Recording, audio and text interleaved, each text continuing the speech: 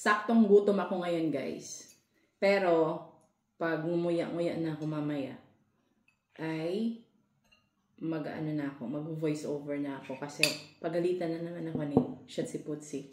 Anyhow, guys, oven grill ako or oven bake ng pompano here. So, ako lang ang kakain. I don't know if maubos ko yan. Pero, magkakamay ako kasi isda yan eh. So, yeah. So, yummy, yummy, yummy. So, nilagyan ko yan guys ng olive oil, ng garlic, ginger. Perfect.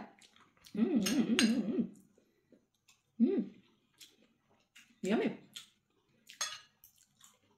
Yummy, yummy. Kami tayo guys. Ayan. Lutong-luto. Sarap guys.